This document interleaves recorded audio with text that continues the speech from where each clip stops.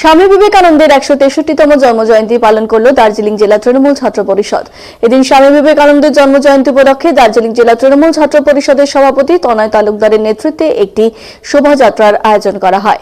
বর্ণাঢ্য এই শোভাযাত্রায় উপস্থিত ছিলেন তৃণমূলের দার্জিলিং জেলা মুখপাত্র বেদব্রত দত্ত, দার্জিলিং জেলা তৃণমূল কংগ্রেসের সভানেত্রী পাপিয়া ঘোষ, জেলা তৃণমূল কংগ্রেসের চেয়ারম্যান অলোক চক্রবর্তী সহ অন্যান্যরা।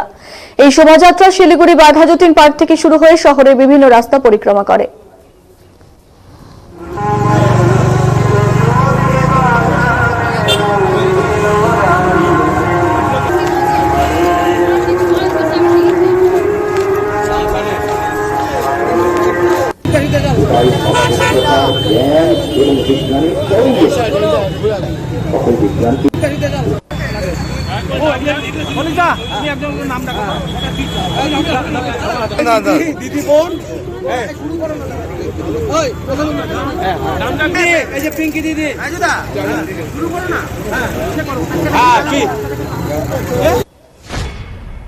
আজকে আমাদের ভারতবর্ষের প্রতীকী স্বামী বিবেকানন্দ তার ১৬৩তম জন্মজয়ন্তী।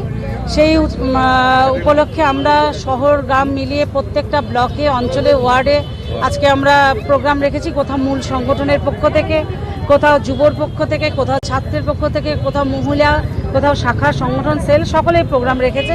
সেই মতো করে আমরা একটু আগেই আমাদের দার্জিলিং জেলা সমতলের ছাত্র সংগঠনের পক্ষ থেকে তনয় তালুকদারের নেতৃত্বে একটা র্যালি আমরা প্রভাত ফেরি রেখেছিলাম, যেটা বাঘাযতীন থেকে শুরু হয়ে দলীয় কার্যালয় পর্যন্ত ছিল।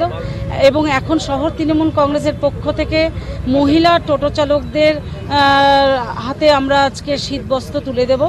সেই মহিলারা যারা সকাল থেকে সন্ধে পরিবার পরিজন ছেড়ে জীবন যুদ্ধে লড়ে চলেছেন, আমরা আমাদের অঞ্জলি তাদের হাতে আজকে